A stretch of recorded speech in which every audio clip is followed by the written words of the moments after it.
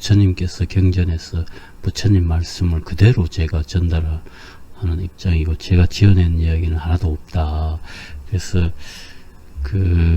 이 법화행자라고 하면은 이 부처님, 일종의 부처님의 그 심부름꾼이라고 합니다. 부처님께서 보낸 바이고, 부처님이 일을 행하는 사람이라고 이렇게 하는, 그러니까 제가 뭐 불보살도 아니고 단지 심부름꾼의 입장에서 이야기 말씀을 드린 것이고, 이 보시면은 지금 부처님께서는 영원 불멸하심, 수명이 무량하다, 이렇게 경전에 다 나오는 용어입니다.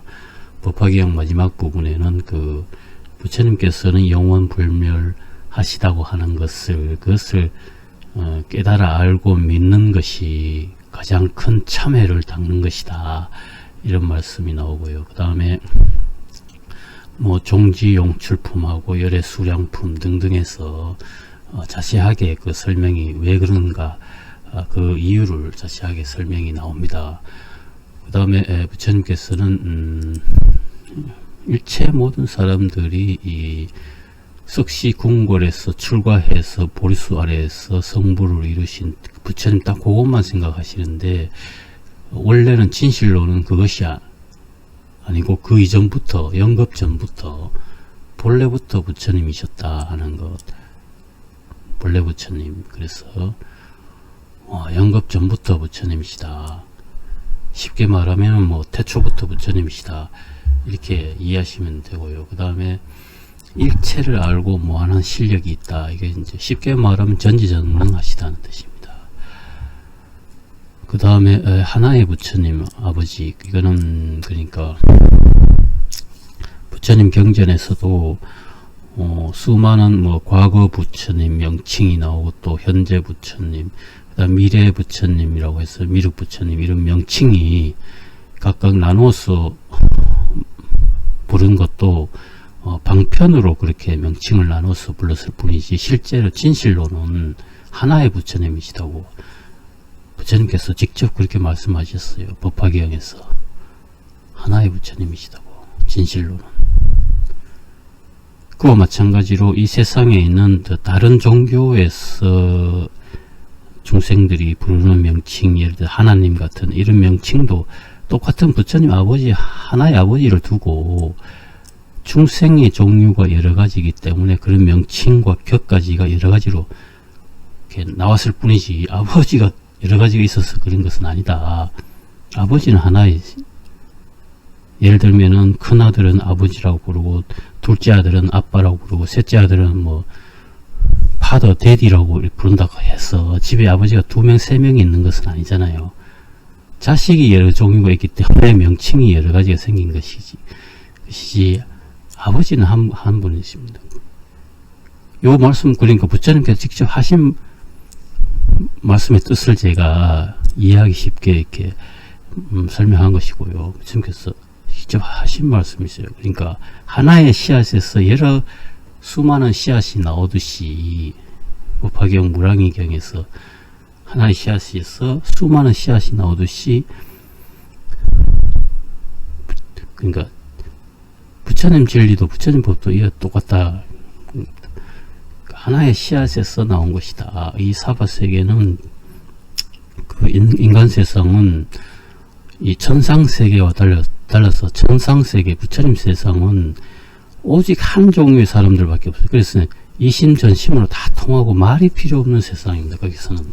그러니까 거기서는 이런 명칭이 여러 가지 나오지 않아요. 그런데 이 인간 세상은 수많은 다양성이 있기 때문에 중생들이, 그래서 거기에 맞춘 법도 격가지가 수없이 많이 생겼다는 뜻입니다. 그것이 이제 하나의 씨앗에서 여러 수많은 씨앗이 나온 것처럼 이런 표현이 나오고, 그 다음에 물의 종류가, 물의 성품은 하나인데 수많은 물의 종류가 있듯이 겨울물, 또랑물, 강물, 호수물, 바닷물,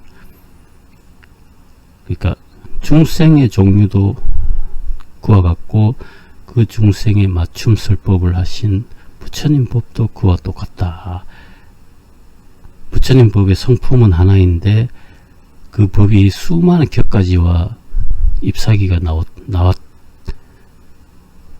나온 원인은 이 사바세계 중생의 다양성 때문에 그렇다.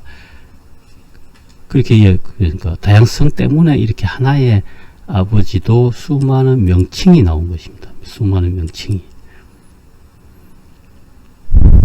그래서 요 말씀 부처님 그 법화경 말씀에 그대로 부처님께서 하신 말씀을 제가 읽어드리겠습니다. 지금 이 삼계는 모두 바로 나의 것이며 그 가운데 중생은 모두 바로 나의 아들이거늘 그러나 지금 이곳은 모든 근심과 난리가 많으니 오직 나 한 사람만이 능히 구원하고 보호할 수 있느니라. 부처님께서 법화경에서 직접 하신 말씀, 그러니까 모두 바로 나의 것이며 중생은 모두 바로 나의 아들이거든. 오직 나 한 사람만이 능히 구원하고 보호할 수 있느니라. 이런 말씀이죠. 이게 이제 불교의 부처님 설법을 한 자리에 모으면은 46년간 설법을 한 자리에 모으면 탑과 같은데 이 탑의 맨 상단부에 위치하는 진실법이라고 합니다. 이걸 진실법이라고 하고 밑에 하단부에 있는 것을 방편법이라고 해요. 지금 제가 이 방송에서 이야기하는 모든 이 부처님 말씀은 이 상단부에 있는 진실법이에요. 밑에 방편법은 예를 들면 반야, 금강, 사성제, 팔정도, 무화법, 무상법 이런 주로 마음의 고통을 제거하는 그러니까 금강경이라든가 반야심경 이런 것은 이제 다 방편법이고 요 위에 이제 진실법이라고 합니다. 이게 지금 이 말씀도 진실법에 해당되는 말씀. 그러니까 요 진실법이 서양으로 전파가 된 겁니다. 서양으로 전법이 돼서 부처님 제자들에 의해서. 그러니까 이러한 진실법의 설법은 예수 탄생 이전 500년 이전에 이미 설법이 되신 거예요. 서가모니 부처님에 의해서 설법이 되신데 그 설법이 서가모니 부처님 제자들에 의해서 서양으로 전법이 됐다. 이 상위법이 최상위 진실법이 서양으로 전법이 된 그때 당시에 서양 세계는 상당히 미개하고 난폭한 세상이었습니다. 그러니까 사람을 죽여서 심장을 꺼내놓고 제단에 바치면서 제사를 지내는 그 정도로 거칠은 사회였고 미개한 사회였는데 그래서 부처님도 처음에는 그 제자들의 서양으로 전법을 반대하셨어요. 반대하는 이유는 이제 그쪽은 너무 거칠은 사회인데 혹시나 해를 당할까봐. 근데 나중에 허락을 하셔가지고 서양으로 전법이 됐다. 그래서 이 부처님 진실법이 서양으로 전법이 됐기 때문에 그렇게 미개했던 서양이 오늘날 이렇게 아름다운 국토로 발전이 되는 원인이 됐다. 그러니까 서양 세계가 지금 아름답게 발전된 그 원인은 바로 부처님의 진실법이 그쪽으로 전파가 됐기 때문에 그래서 그것이 다소 세월의 문제, 언어의 문제, 번역의 문제 등등으로 다소 왜곡되었다 하더라도 그것이 전부 뿌리가 부처님 말씀에서 씨앗이 나왔기 때문에 그런 종교들이 다 부처님의 부처님 종교입니다. 기독교도 다 부처님 종교이고 또 목사 신부님도 다 부처님 불제자들이에요. 이분들이. 그러니까 부처님 가르침 그쪽으로 전파가 최상위법이 전파가 되기 때문에 최상위법이 그래서 이러한 개념이 속세의 법학이라는 학문에서도 이런 개념이 비슷한 개념이 나옵니다. 법학에서는 이 개념을 어떤 용어로 설명하냐면은 그 법의 위계질서라는 용어로 설명을 하고 있습니다. 그러니까 상위법이 있고 하위법이 있다. 그러니까 뿌리법이 있고 잎사귀법이 있다. 이런 법의 위계질서라는 용어로 이제 법학에서는 설명이 되는데 이 부처님 법에서는 진실법과 방편법 이렇게 설명이 되고 있는 겁니다. 그래서 그러면은 지금 그러면 이 진실법과 방편법이 왜 이렇게 구분이 되었는가 그것을 제가 말씀을 드린다면은 부처님께서는 처음에는 이 인간 세상에 설법을 하지 않고 막바로 열반에 드시고자 이렇게 결정을 하셨는데 그 시점에 범천왕들이 내려와서 부처님 앞에 무릎을 꿇고 3번을 간청을 했습니다.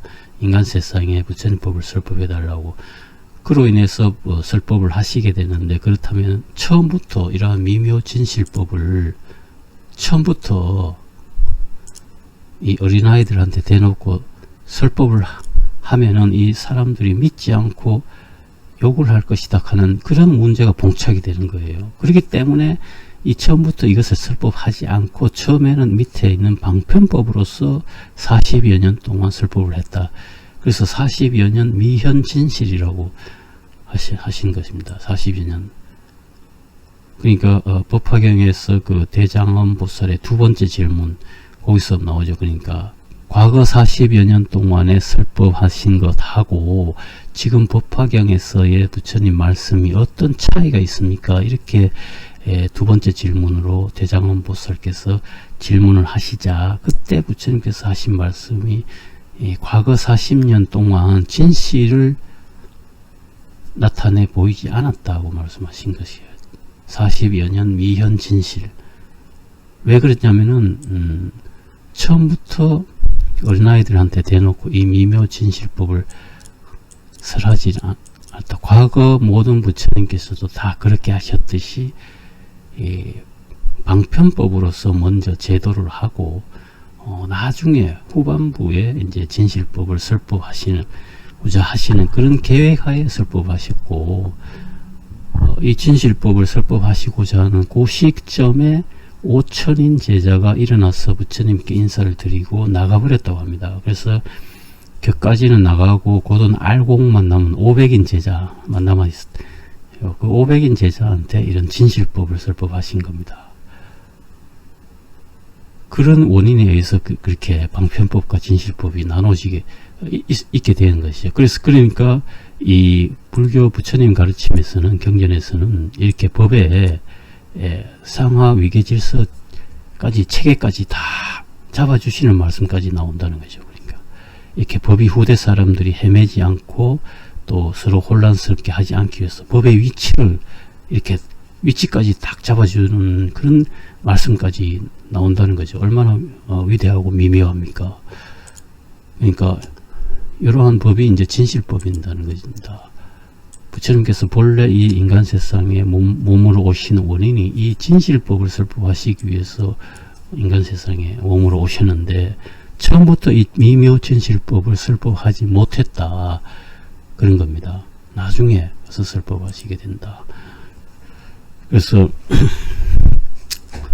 여기 영원 불멸하신다고 하는 거, 부처님께서 본래 부처님이시다 하는 것은, 그러니까 부처님께서 이렇게 법화경 설법이라는 이런 희유한 설법의 자리가 있으시자 온 우주에 계시던 불보살님들이 다 모여들었어요. 부처님의 분신 부처님하고 보살님들이.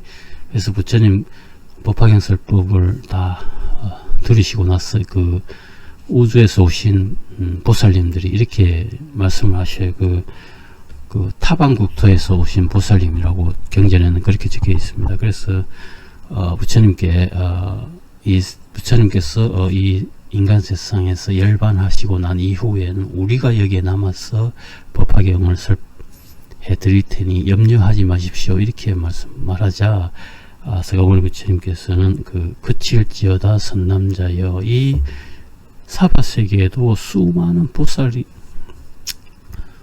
들이 있느니라, 그 보살님들이 법화를 설법할 것이다, 이렇게 말씀하시자 땅이 갈라지면서 그 땅 속에서 천만억 수의 보살님들이 나오십니다.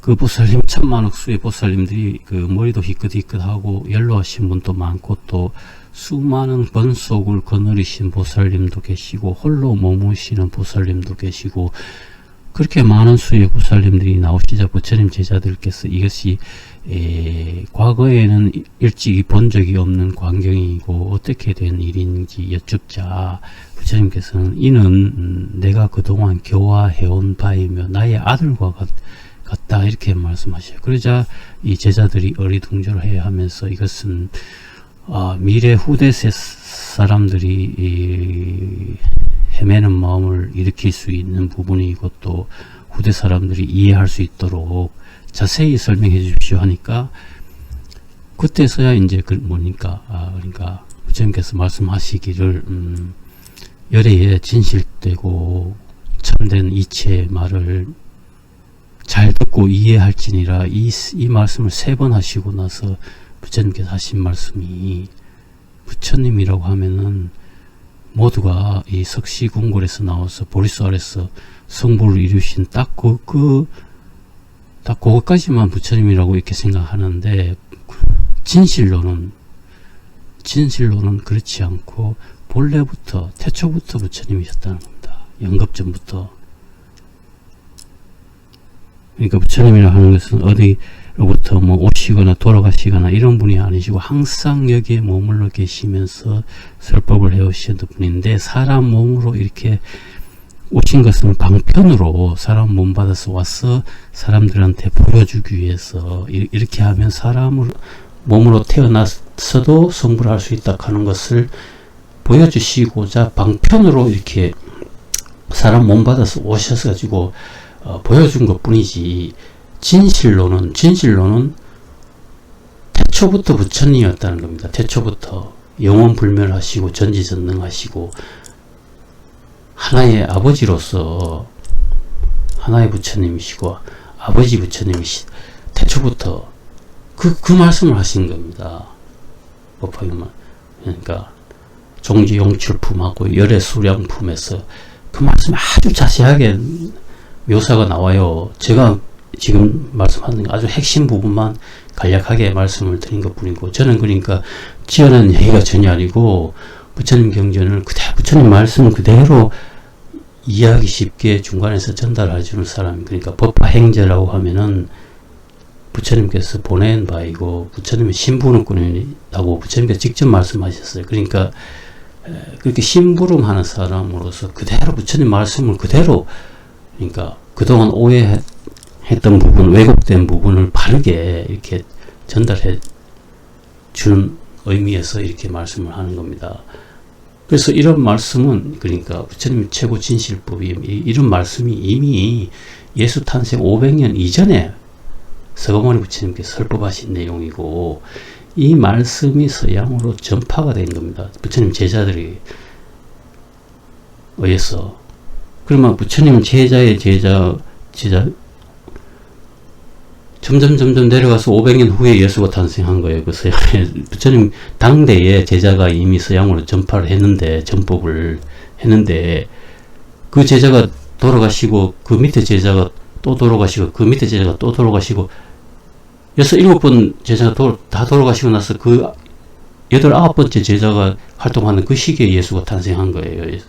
예수 탄생 시점이. 그러니까 세월의 문제, 언어의 문제, 번역의 문제, 그때 당시에는 기록이라고 하는 게 없어요. 그냥 입에서 입으로 한번 말하면 그때 그 자리에서 요즘은 기록이 있고 녹음이 있지요. 그러니까 다 출처가 다 남게 되지만, 그때는 그 출처라고 하는 것이 다 흐지부지 되고, 그러니까 오직 그 뜻만, 본 뜻만 남아서 입에서 입으로 구전된 것뿐이에요. 그러니까 부처님 가르치면 그쪽에 가서 부처님은 사라지고, 그러니까 저작권자는 사라지고 새로운 종교가 나왔다는 것입니다. 제 말씀. 그러니까 최초 저작권자는 사라지고 출처는 사라지고, 그러니까 아마 그래서 처음에는 부처님께서 반대를 하셨는가, 그런 짐작도. 처음에는 부처님께서 서양으로의 전법을 반대하셨거든요. 명목상 반대 원인 이유는 그쪽 사회는 거칠은 사회이기 때문에 해를 당한다고 하면서, 그렇지만 나중에는 허락을 하셨어요. 그래서 제가 짐작을 해보면은 아마 그쪽에 가면은 저작권 다 사라지고, 그러니까 출처도 다 기록 안 되고, 지들이 그러니까 1세대가 죽고 2세대가 죽고 3세대 4세대 8, 9번째 그 제자가 활동하는 그 시기에 예수 탄생한 거예요. 그러면은 이 세월의 문제, 그리고 언어의 문제, 번역의 문제, 그러니까 아주 그 본 뜻만 전달이 되고, 나머지 것은 다 벗겨진 거, 없어진 거예요. 그러니까 출처라든가 이런 것이. 출처라든가 이런 것이, 그러니까 저작권자가 그런 것이 다 사라지고, 그러니까 그 본 뜻만 남아가지고 새로운 것이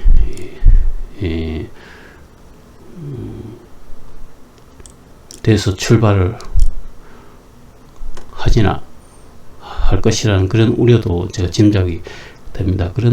아마 그런 짐작에 의해서 아마 처음에는 반대하셨는가 그런 생각도 해봅니다. 그렇지만은 이렇게 사람을 건지는 가르침이시기 때문에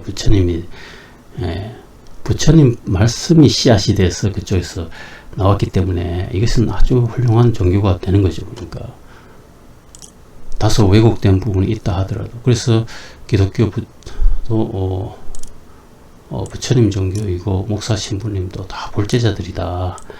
그래서 이분들도 미래 세상에는 더 발전된 법을 만날 수 있다. 이번 세상만 끝이 아니고 다음 생이 3번 죽었다 태어나서 더 큰 가르침 만나고 5번 죽었다 7번 죽었다 태어나서 더 미래 세상에는 어떠한 깨달음으로 나갈지 다 가능성이 열려 있다. 그래서 이분들도 사실은 부처님의 그 최상위 진실법을 지금 하고 있는 거예요. 목사 신부님들도 부처님 가르치는 최상위 진실법을, 오히려 밑에 하단부에 그 스님이라고 하면서 밑에 마음 공부에 국한되어 있는 사람들보다 훨씬 더 뛰어난 분들이에요. 그러니까 어떤 분들은 불교는 마음 공부다 이렇게 말하는 사람이 있는데 그것은 완전히 틀린 말이에요. 그러니까 그런 제자를 부처님께서도 경전에서 말씀하셔서 정상만 제자라고 합니다. 정상만 제자. 요 밑에 방편법 마음 공부에 국한되어 있는 그런 제자를 이제 정상만 제자라고 해요. 정상만.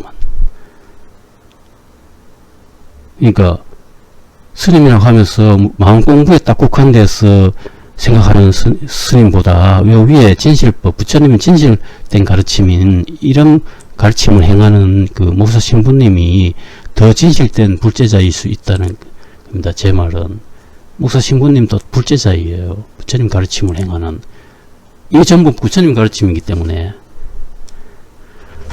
그래서 불교를 바르게 우리가 이해를 하고 오해하지 않도록 제가 불교 부처님 가르침을 바르게, 이 탑과 같은데 부처님 46년간 설법을 한 자리에 모은 탑과 같은데 자꾸 밑에 하단부에 있는 일부분만 갖고 부처님 가르침이라고 이렇게 잘못된 왜곡하고 오해를 하기 때문에 제가 이 전체를 보여드리는 겁니다. 전체를 보여드리고 바르게 보여드리는 겁니다. 그래서 오늘 여기까지 말씀드리겠습니다.